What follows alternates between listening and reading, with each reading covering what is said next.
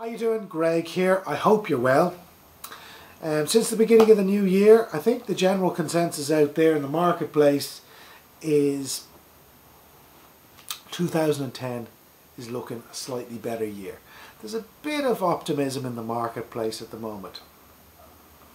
And with that optimism, hopefully will come more job opportunities, which will mean that we'll be doing more interviews. So today what I want to focus on is interview preparation. The main reason why a lot of us will fail to secure positions that we go for interview for is not even so much our competition, it's because we didn't take our job interview preparation seriously enough. So here are a couple of things we should take into consideration prior to showing up for our interview. First things first, we've got to know where we're going, and we got to know exactly how we're going to get there. Now that might seem really obvious, but if I have an interview on a Friday, I want to make sure that I do a dummy run to that interview on the Thursday or the Wednesday before. So I know exactly what the traffic's like, I know exactly how to get there, and I'm not fretting or stressed out on the day of the interview. I also want to make sure that I'm planning to get to my interview at least 15 minutes early, rather than be stressed out because I'm going to be 5 minutes late. Another thing we very much need to take into consideration is we need to know exactly who we're meeting and what those individuals, what their titles are and what their function in the company is. And once we know that, we want to make absolutely certain that we've done as much research on those individuals as possible. We mentioned LinkedIn in the past, and LinkedIn can be a great source of information to find out a little bit more information about an individual. So again, do the research and find out as much information on the people that are going to be interviewing us. This next one might seem really obvious, but have we researched the company? And have we researched the company properly? So again, looking on the internet, making sure that we know exactly what the company does. We look and see what achievements and what wonderful things the company has done in the past. And where possible, we've read articles on growth expansions or where the company is going in the future. It's the easiest way to demonstrate an interest in a job is to be interested in the company. So, have we done our research? Do we know the company? Again, particularly as a lot of us are starting to apply for jobs speculatively, do we have a job description for the role we're going for? If the answer is yes, do we understand that job description? And if there's anything we don't understand, we need to clarify whatever we don't understand prior to that interview. If we don't have a job description, we need to get one, because within that job description we'll have pretty much the clues of what exactly the company is looking for. So make sure we get as detailed a job description prior to interview as we can. Did you write your own CV? There's many people out there, many agencies out there that tweak CVs or will even write your CV for you.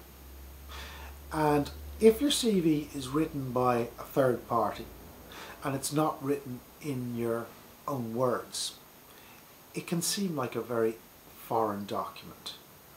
A CV is something we need to be able to talk through with an employer completely effortlessly. So do we really know our CV? So if we didn't write it, we need to get very comfortable with it so we can talk through our experience effortlessly at an interview.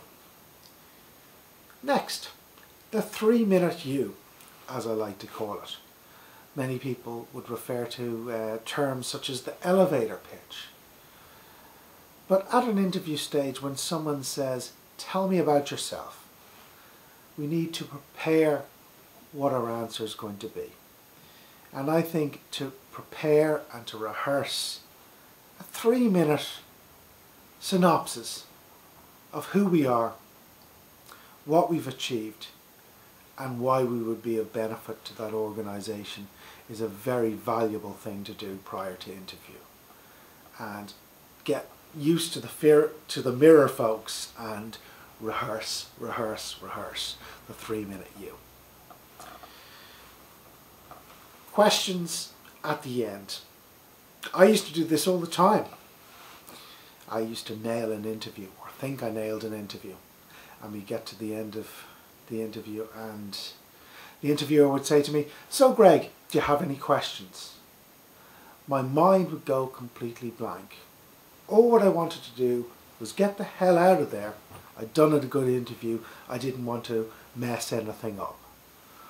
So for that reason, it's very important that you prepare a number of questions. I'd suggest 2 or 3 questions that you are going to ask at the end of the interview.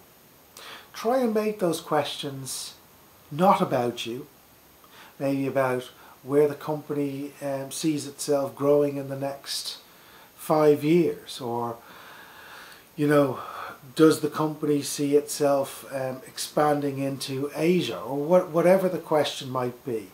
Not about how much money can I earn, or you know, do you have a pension, what's your pension plan, and what kind of bonus structure do I have? So don't make it all about you. So prepare 2 or 3 intelligent questions prior to interview. And finally, I'll leave you with this. Mock interviews. Bottom line is, nothing in life like practice for doing something well. At the end of the day, if you want to become a good cook, you cook often and you learn. It's the same for interviews. So do mock interviews. Grab a family member, a friend, your mum or your dad, and get them to interview you, and practice, practice, practice. So when you're actually at the interview itself, you're as comfortable as you can be. That's me, all out for today. So best of luck with your interviews, and I'll speak to you next time. Take care.